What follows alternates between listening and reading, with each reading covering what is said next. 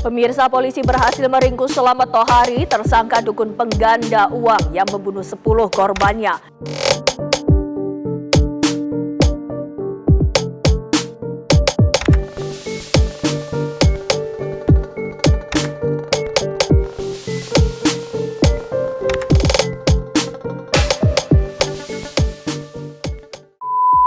Halo semuanya guys, assalamualaikum. Terima kasih udah klik video ini, dan buat kalian yang udah subscribe channel ini, terima kasih banyak. Di channel ini kita akan membahas kasus-kasus juga sejarah dari berbagai belahan dunia yang tentunya sangat menarik untuk kita bahas di channel ini sama-sama. Dan buat kalian yang belum subscribe channel ini, boleh banget langsung diklik tombol subscribe-nya sekarang juga. Thank you so much and enjoy the video. Guys, di video kali ini kita akan membahas kasus lagi guys, kasus kriminal sesuai dengan judul. Kasus ini merupakan kasus dukun gadungan yang katanya bisa menggandakan uang. Iya guys. Belum lama kasus Wawon CS, sekarang ada lagi guys, kasus Slamet Tohari yang katanya bisa menggandakan uang. Ya itulah guys, di dunia ini ada orang-orang semacam itu karena adanya orang yang percaya kalau dia tuh bisa gandain duit. Makanya guys, kurangnya pengetahuan dan juga tekanan atau motivasi mereka yang pengen punya duit secara instan bikin nalarnya tuh nggak kerja gitu guys. Ya udah, percaya ngasih duit, ujung-ujungnya meninggoy. Langsung aja guys, kita bahas kasus ini di Unordinary Storytelling.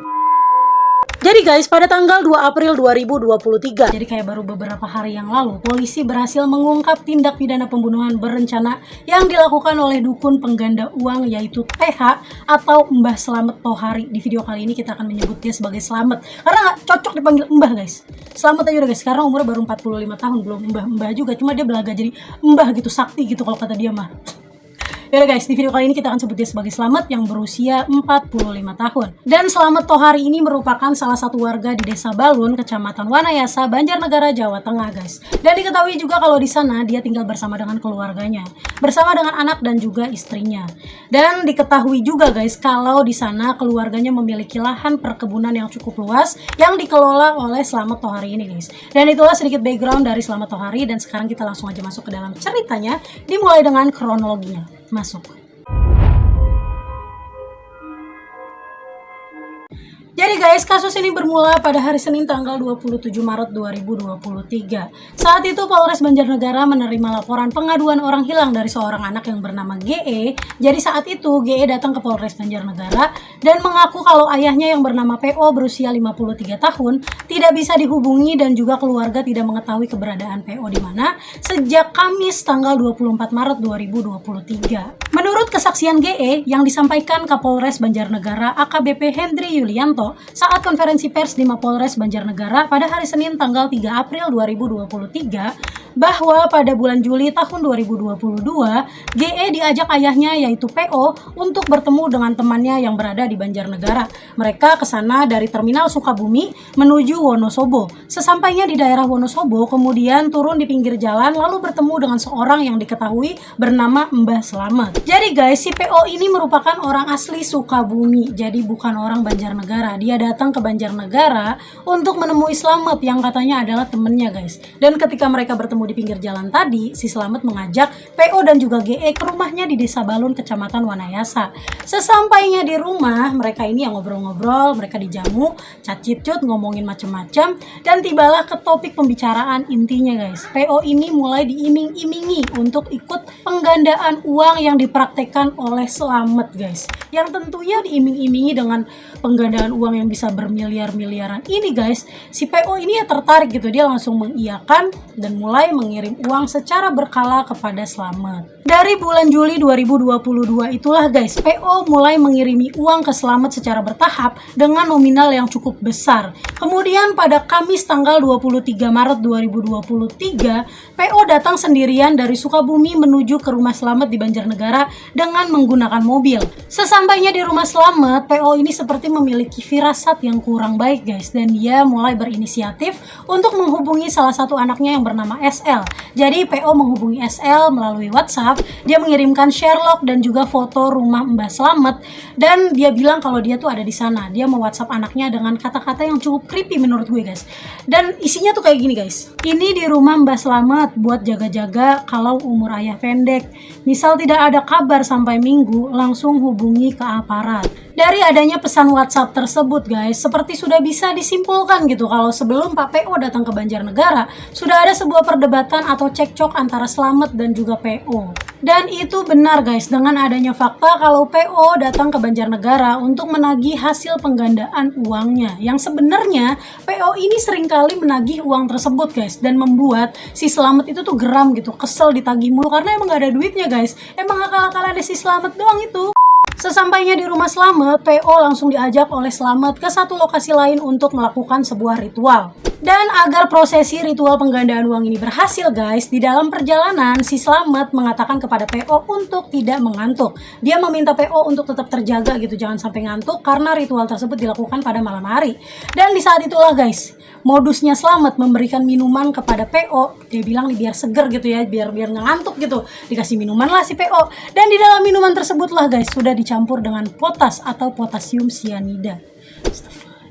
Setelah PO menenggak minuman yang sudah diracun oleh Slamet ini guys, PO langsung meninggal di tempat. Setelah Slamet memastikan korbannya telah meninggal dunia, di saat itu juga Slamet langsung menguburkan korbannya seorang diri. Setelah ditangkap kepolisian Banjarnegara, Slamet ini mengakui kalau dia telah menerima uang sebesar 70 juta rupiah guys dari korbannya, dari si Pak PO guys. Jadi Pak PO ini mengirimkan uang tersebut secara bertahap kepada Slamet, jadi nggak langsung 70 juta gitu guys. Dan dari uang 70 juta inilah guys yang dijanjikan oleh Slamet akan dilipat gandakan menjadi 5 miliar rupiah. Fantastis, bombastis, majestis, 5 miliar guys, ya Allah. Ini tuh kayak emang udah takdirnya guys kalau Pak PO adalah korban terakhir dari si Slamet. Karena pada saat pertama kali Pak PO datang ke sana, dia nggak datang sendirian guys. Dia datang sama anaknya yaitu GE. Dan untuk kedua kalinya dia datang ke sana, Pak PO ini emang datang sendirian, tapi dia sempat share lokasi kepada anak yang lain yaitu SL. Dan dari informasi anak-anak Pak PO inilah guys, akhirnya polisi berhasil menemukan jasad Pak PO. Dan dari sanalah polisi langsung melakukan penyelidikan lebih dalam. Jenazah PO ditemukan pada hari Minggu tanggal 2 April 2023 jam 6:47 pagi di Jalan Setapak menuju hutan Desa Balun, Kecamatan Wanayasa, Kabupaten Banjarnegara yang enggak lain adalah wilayah perkebunan milik keluarga Slamet Tohari. Dan alhamdulillahnya guys, polisi berhasil menangkap Slamet pada hari Minggu tanggal 2 April 2023 pada sekitar jam 4 subuh. Dan pada saat itu berbekal informasi dari Slamet, Satreskrim Polres Banjarnegara kembali melakukan penggalian di kebun milik Slamet yang dibantu oleh para warga dan juga para relawan. Lokasi penggalian pun dilakukan di sekitar lokasi korban PO dikuburkan. Dan pada akhirnya guys, di hari yang sama pada hari Senin tanggal 3 April 2023 di jam 3 sore, polisi berhasil menemukan 10 mayat lainnya yang telah dikubur di lahan perkebunan milik Slamet guys. Dan mayat-mayat ini ditemukan rata-rata telah dikubur di dalam lubang dengan ukuran 1 kali 2 meter dan dengan kedalaman 1 meter. Bahkan beberapa mayat diketahui dikubur dalam satu lubang. Jadi guys, pada saat itu ada 11 jenazah yang berhasil ditemukan oleh polisi dan salah satunya termasuk jenazah Pak PO. Sedangkan 10 jenazah lainnya belum bisa teridentifikasi. Karena dari 10 mayat tersebut diperkirakan telah dikubur sudah lama oleh Slamet guys. Dengan kondisi mayat yang tinggal tulang belulang dan ada juga sebagian yang masih ada dagingnya yang sudah sangat membusuk dan itu membuat polisi sulit untuk mengidentifikasi. Lalu keesokan harinya pada hari Selasa tanggal 4 April 2023, polisi berhasil menemukan 2 jenazah lainnya guys yang dikubur di perkebunan itu juga. Dan sekarang total jenazah mencapai 13 korban. Astagfirullahaladzim. Jadi guys, si pelaku ini atau si Slamet ini menguburkan para korbannya dengan jarak yang cukup berdekatan. Jadi pada saat itu polisi menemukan gundukan yang di dalamnya adalah jenazah Pak PO. Terdapat gundukan-gundukan lain yang mencurigakan. Dan akhirnya polisi membongkar gundukan-gundukan tersebut dan ditemukanlah 10 jenazah lainnya. Dan keesokan harinya ditemukan 2 jenazah lainnya. Itulah guys. Jadi emang lokasinya berdekatan di kebun tersebut. Dan di dalam konferensi pers pada tanggal 4 April 2023, Slamet turut dihadirkan guys. Kapolres meminta Slamet untuk mengingat identitas korban yang dikubur di setiap titik yang telah digali oleh petugas. Lalu menurut pengakuan Slamet guys, dari banyaknya lubang yang dia pakai untuk mengubur para korbannya ini, dia hanya mengingat satu lubang. Dan diketahui juga kalau di dalam satu lubang tersebut ada 2 jenazah sekaligus. Dan 2 jenazah tersebutlah yang ditemukan terakhir oleh polisi. 2 jenazah yang ada di dalam lubang tersebut atas nama Bapak Erzat bersama dengan istrinya, yang diketahui kalau sepasang suami istri ini berasal dari Lampung. Jauh-jauh guys datang dari Lampung ke Banjarnegara untuk ketemu dengan dukun yang katanya sakti yang bisa menggandakan uang ini guys, si Slamet Tohari. Astagfirullahaladzim. Dan ya guys, polisi juga masih melakukan otopsi atas kedua jenazah yang baru ditemukan ini. Dan terkait 10 jenazah lainnya yang belum bisa teridentifikasi, pihak kepolisian meminta masyarakat yang merasa kehilangan anggota keluarganya agar segera melapor untuk membantu penyelidikan kasus tersebut melalui sampel DNA yang akan dicocokkan dengan DNA para korban. Mungkin ada beberapa dari kalian yang bingung gimana caranya para korban ini bisa ketemu sama Slamet, dukun gadungan spesialis pengganda uang ini guys. Jadi di dalam kasus ini si Slamet itu nggak sendirian. Dia ada anak buahnya yang bernama BS atau Bodrex. Di kasus ini kita sebut dia sebagai Bodrex. Ya Allah. Namanya obat sakit kepala, emang beneran bikin sakit kepala nih orang. Astagfirullahaladzim. Si BS atau si Bodrex ini merupakan anak buah Slamet atau bisa dibilang tangan kanannya Slamet guys, tangan kanan. Tangan kiri tadi. Jadi dia itu bertugas untuk mengiklankan dan juga mencari para korban melalui media sosial, yaitu lewat Facebook. Jadi ini si BS ini merupakan marketingnya Slamet yang mencari para korban lewat Facebook guys. Gokil. Dukun punya marketing. Kalah gue. Astagfirullahaladzim. Dan diketahui juga guys kalau si Slamet Tohari ini sudah melangsungkan praktek penggandaan uang tersebut sekitar 5 tahun yang lalu atau lebih. Jadi udah cukup lama guys. Dan sedangkan proses marketing tentang penggandaan uang tersebut telah dilakukan sekitar 1 tahun yang lalu, yang diperankan oleh BS atau si Bodrex ini guys. Dia mulai mengupload ke halaman Facebook pribadinya dan mengiklankan kalau si Mbah Slamet ini adalah orang sakti, orang pintar yang mampu menggandakan uang guys. Jadi dukun spesialis pengganda uang. Dan setelah si Bodrex menemukan targetnya, tugas berikutnya adalah mempertemukan si target atau si korbannya ini ke Slametnya langsung guys. Dan disanalah peran si Slamet Tohari ini dimulai. Saat korban dan juga si Slamet ini bertemu secara langsung, dan disanalah si Slamet mulai mengiming-imingi korban dengan penggandaan uang yang bisa mencapai miliaran rupiah. Dan salah satu korbannya yaitu tadi Pak PO. Dia itu tertarik dari iklan yang diposting oleh si Bodrex guys. Dan lebih lanjutnya, Kapolres Banjarnegara mengatakan kalau si Slamet ini mengaku bahwa eksekusi terhadap korban selalu dilakukan pada pukul 19.30 malam atau jam setengah 8 malam guys. Setelah ritual berupa ngobrol-ngobrol dengan korban sambil diberi minuman yang telah dicampur obat penenang dan juga potasium sianida. Nah, setelah minum itu langsung sudah nggak bisa bilang apa-apa. Intinya langsung mutah sedikit, terus dia sekitar 5 menit dia sudah nggak terasa apa-apa. Nggak sempat bicara, Pak ini minuman apa? Nggak ada. Nggak, ya bener, nggak sampai bilang apa-apa dan. Dan setelah memastikan para korbannya ini menenggak minuman yang telah diracun tersebut dan memastikan kembali kalau mereka itu sudah benar-benar meninggal dunia guys, si Slamet ini langsung menyiapkan lubang kubur untuk para korban tersebut dengan seorang diri. Dan menurut kesaksian Slamet Tohari, si Bodrex hanya berperan sebagai perantara atau orang yang mempertemukan korban dengan Slamet. Slamet juga memastikan kalau si Bodrex tidak mengetahui sama sekali tentang pembunuhan tersebut.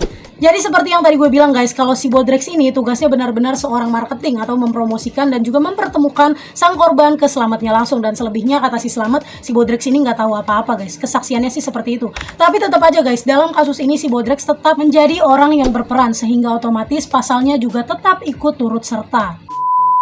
Sementara itu guys, menurut Kepala Desa Balun yang bernama Bapak Mahbudiono, penangkapan Slamet ini benar-benar membuat geger para warga. Karena selama ini Slamet dikenal dengan pribadi yang cukup tertutup dan jarang bersosialisasi dengan warga.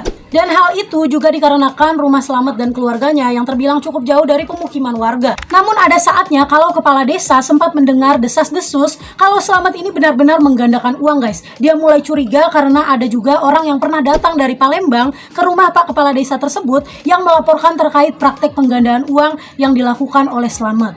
Tapi saat Pak Kepala Desa mendatangi rumah Slamet, dia tidak pernah ketemu Slamet secara langsung. Jadi cuma ketemu sama istrinya aja guys. Dan lebih parahnya lagi guys, si Pak Kepala Desanya ini benar-benar nggak tahu rupanya Pak Slamet tuh kayak apa, nggak tahu mukanya Pak Slamet kayak gimana. Karena saking tidak bersosialisasi dengan warga si Slamet ini guys. Dan yang lebih membingungkannya lagi, istri Pak Slamet ini tidak mengetahui kalau si Pak Slamet membuka praktik penggandaan uang. Saat diwawancara dia benar-benar nggak tahu gitu guys. Dan dia malah bersyukur kalau suaminya emang benar-benar udah ketangkep. Bikin bingung nggak? Padahal kan si Slamet kalau menerima tamu itu ke rumahnya. Yang menyuguhkan teh, yang menyuguhkan kopi itu istrinya gitu guys. Tapi ini benar-benar istrinya nggak tahu. Berarti kan itu benar-benar rahasia yang benar-benar mulu gue ngomong, yang ditutup rapet-rapet gitu sama si Slamet. Istrinya aja sampai nggak tahu guys. Dan untuk para korban yang lainnya guys, polisi masih terus melakukan proses identifikasi terhadap korban. Dan menurut pernyataan dari kepolisian juga, dari total korban 13 orang yang tadi gue sebutkan itu, jumlahnya masih akan terus bertambah. Karena polisi masih melakukan proses penggalian di perkebunan milik Slamet yang dibantu oleh para relawan dan juga para warga.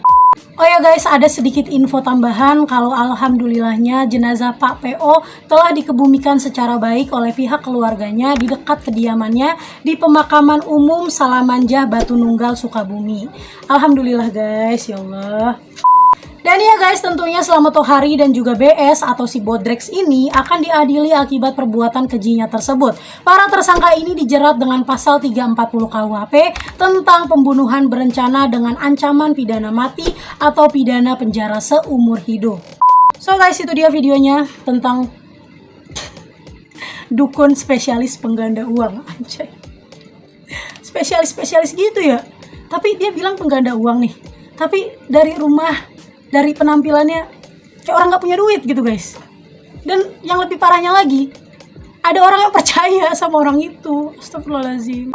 Turut prihatin terhadap para korban dan juga keluarga yang ditinggalkan. Semoga mendapatkan kesabaran dan ketabahan yang luar biasa.